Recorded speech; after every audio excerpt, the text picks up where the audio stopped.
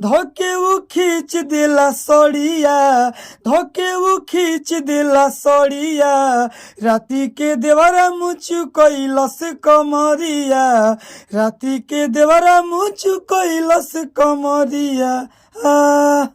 तो क्या हाल है सिंगर भाई लोग, ठीक है?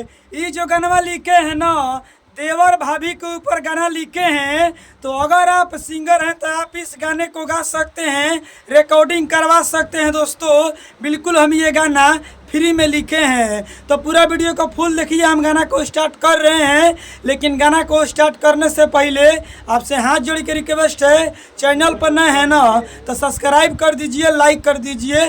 और मेरा नाम जान लीजिए, मेरा नाम है राइटर राजा सिंघानिया। तो चलिए देर किस बात की, और हम गाना को स्टार्ट करते हैं। स्क्रीन पर देखिए, लेट्स गो। चलिए दोस्तों, ये मुखड़ा है, हम मुखड़ा को गा रहे हैं। जियो तानी हम परेशानी में, जाके सुते लो दलानी में।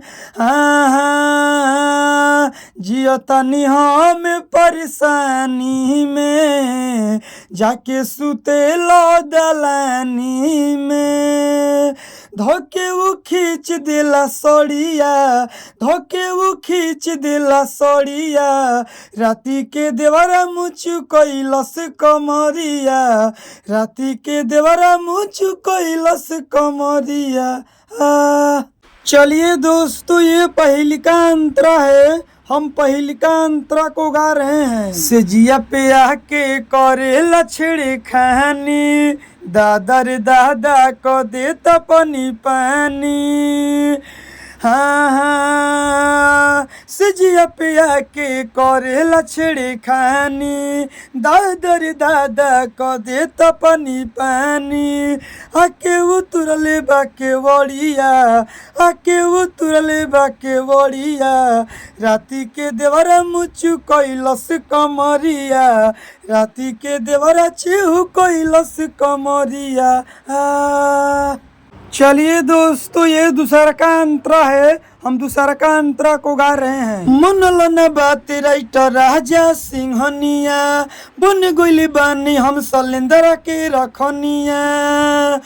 हाँ हाँ, मनलन बात राइटर राजा सिंघनिया, बन गोइली बानी हम सलेंदर के रखनिया। आके तुरले बपियुसा के वड़िया, आके तुरले बपियुसा के वड़िया।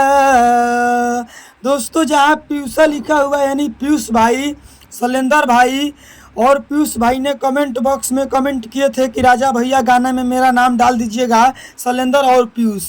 तो देखिए दोस्तों, फाइनली शैलेंद्र भाई को, पीयूष भाई को गाना में नाम डाल दिए हैं। इसी तरह आप भी सिंगर हैं, अपना गाना में नाम डलवाना चाहते हैं तो सबसे पहले आपको करना क्या पड़ेगा, चैनल पर नए हैं तो सब्सक्राइब कर दीजिए, लाइक कर दीजिए, और कमेंट बॉक्स में आप अपना नाम लिखिए कि आपका नाम क्या है। अगली वीडियो बनाएंगे तो उस गाने में आपका नाम ले लेंगे, जैसे पीयूष भाई का, शैलेंद्र भाई का नाम लिए है ना, इसी तरह आपका भी नाम ले लेंगे। बस आप चैनल पर नए हैं तो सब्सक्राइब कर दीजिए और लाइक कर दीजिए, कमेंट बॉक्स में आप अपना नाम लिख दीजिए कि आपका नाम क्या है। आगे का लाइन, राती के देवरा मुचु कैलस कमरिया, राती के देवरा चिहु कैलस कमरिया।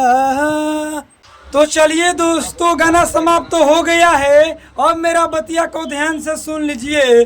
दोस्तों अगर आप सिंगर हैं और चाहते हैं कि नहीं हम इस गाने को नहीं गाएंगे जो आप डाले हैं यूट्यूब पर, हम अपने लिए स्पेशल पर्सनल गाना लिखवा कर गाएंगे। अगर आप सिंगर हैं, पर्सनल गाना लिखवाना चाहते हैं अपने लिए स्पेशल गाना, तो देखिए स्क्रीन पर मोबाइल नंबर है, कॉल करके हमसे बात करके आप हमसे पर्सनल गाना लिखवा सकते हैं। इनसे बढ़िया, इनसे बेस्ट। तो दोस्तों देर किस बात की, स्क्रीन पर देखिए मोबाइल नंबर है, कॉल करके हमसे बात करिए और पर्सनल गाना लिखवाइए अपने लिए special. Bye bye, love you.